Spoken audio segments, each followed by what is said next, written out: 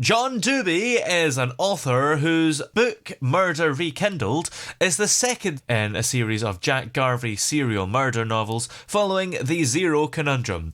And John joins us now. How are you today? I'm great. I'm looking forward to this. What's the inspiration behind the overall Jack Garvey serial murder novels? I actually have a Juris Doctor degree. I was about 2 years through my degree and was learning rapidly that actually being an attorney was not what I wanted to do. It wasn't exactly like Perry Mason, where you're cross examining witnesses and giving final arguments all the time. 95% of it was getting waist deep in research and precedents and writing motions. And I'm really think of myself as a communicator and didn't want to get steeped in that. So the legal publication I was working for, Foresight Legal Publications, which at that time was a California publication, I told them I was going to leave law school. I was doing their marketing for the California publication. And the publisher told me if I would finish my law degree, he would take the California publication national and he would make me national sales manager, which is exactly what transpired. While I was managing the marketing for that publication, the attorney who published Foresight also did death penalty appeals. And he, at one point, offered me the opportunity to do the habeas corpus investigation on several of his cases. And one of those, People versus David Allen Lucas, was a famous serial murder case in San Diego, California. In fact, Mr. Lucas has been on death row since 1985. Governor Newsom, in his wisdom, has halted all executions in California.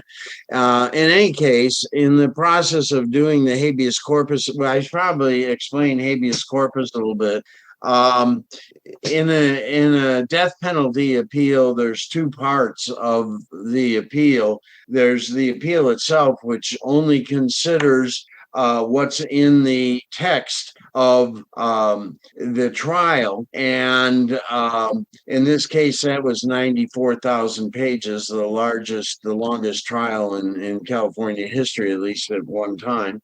And that considered things like whether he should have admitted evidence that he didn't, or excluded evidence he shouldn't have, or anything else in the transcript of the trial. The habeas corpus considers everything outside the transcript of the trial.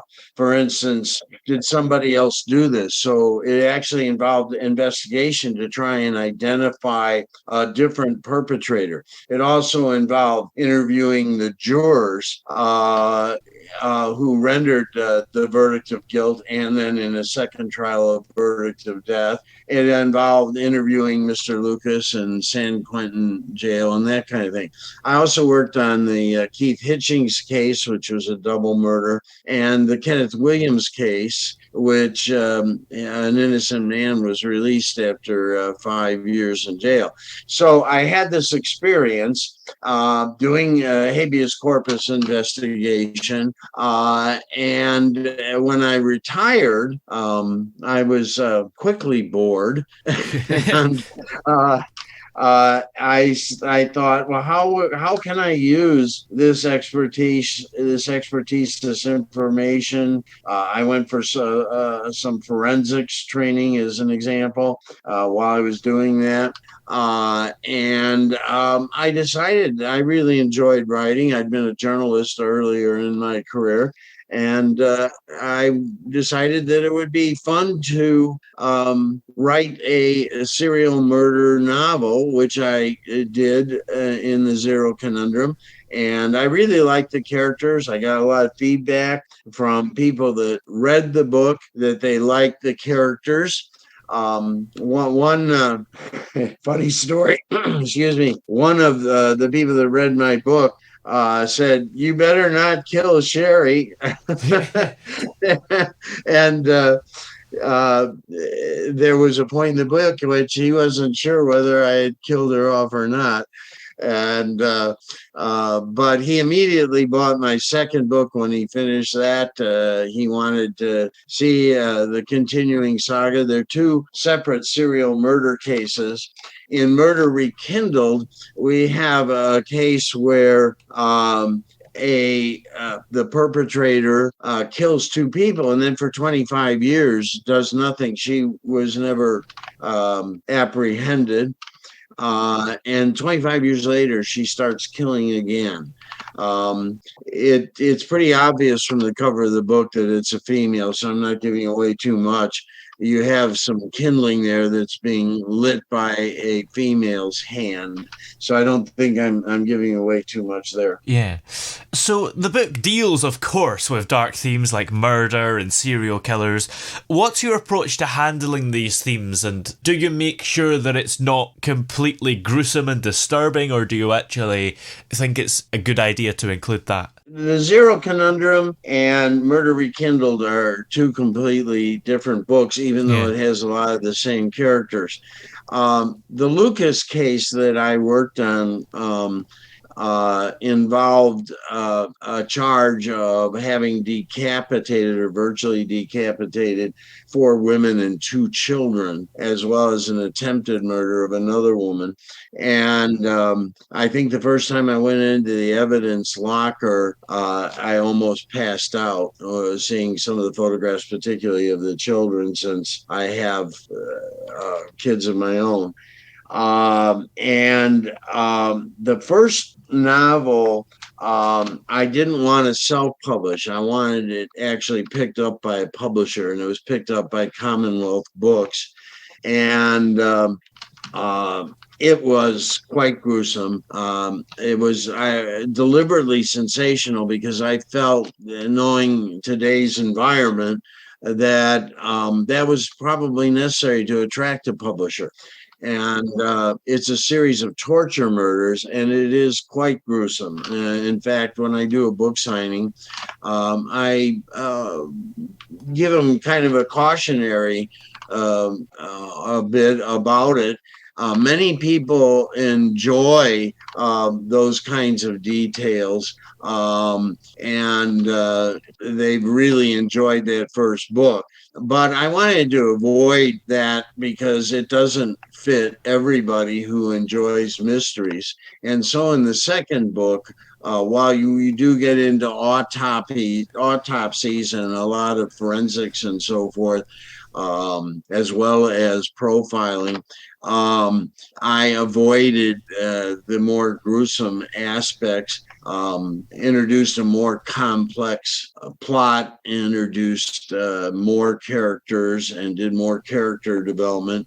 I had on the back cover of the book, there's a testimonial by Elizabeth Henderson, who's a published author. She's published a couple books and about 70 short stories. And she told me she liked both books equally well. So I'm not saying that I think Murder Rekindled is a better book by any means. But if somebody wants to read a serial murder mystery without the more gruesome details, they'll be more comfortable with the second book. But I highly recommend the series because it the carryover from the first book to the second book with many of the same characters, some whom you would not expect to be in a sequel from the first book, gives the reader an ongoing understanding of how these people developed and how they changed over time. And I think that adds interest. And there are some quite thrilling action sequences in the book, like car chases and exploding bombs. How did you make them realistic and engaging? Well, of course, I did research. I think I know that James Patterson, for instance, is the most published author of all time. if you read one of his books, it has an explosion or people being mowed down by a machine gun in almost every page. It's like the movies you go to these days. There's explosion after explosion. I wanted to write something, and I think in both books I did write something more cerebral. So there is action because you want that element, but a lot of it goes into the detail of how they're conducting the investigation. In both books, the narrative goes back and forth between the perpetrator, so you're getting their point of view as the walls close in, so to speak, as well as the strategies and the tactics of the people conducting the investigation. And I've had many compliments on the fact that it's giving both perspectives. You're seeing both narratives play out at the same time. And do you think that your career and experience also helped you with all the forensics and perpetrator profiling in the book? Absolutely. I don't want to give you an example from the book because I don't want to foreshadow somebody that might read it. But I'll give you an example of the kinds of forensics that you will find in this. Is very heavily steeped in forensics. Then again, I didn't use this example in the book, but if this appeals to somebody, they'll love the book. If in the process of committing a murder, let's say they touch their skin, most people would suspect that you could not recover a fingerprint from skin, even if you had a reason to believe that there was a fingerprint there.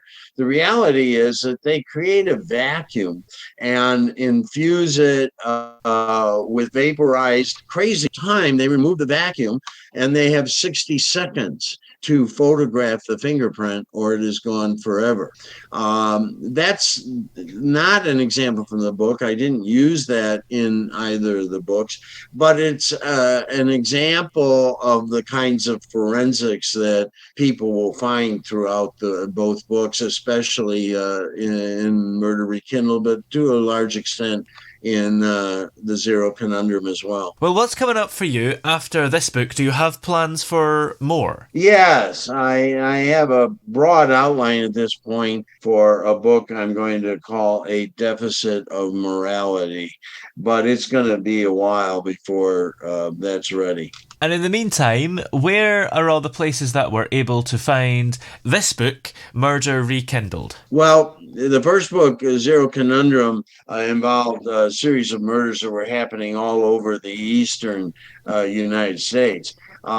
In Murder Rekindled, the FBI agents, a married team of Jack and Cheri Garvey, found, since they couldn't work on the same cases within the Bureau, that it was hurting their marriage. And so, along with Cheri's father, who was a former FBI agent, they formed a PI firm in Fort Myers, Florida area.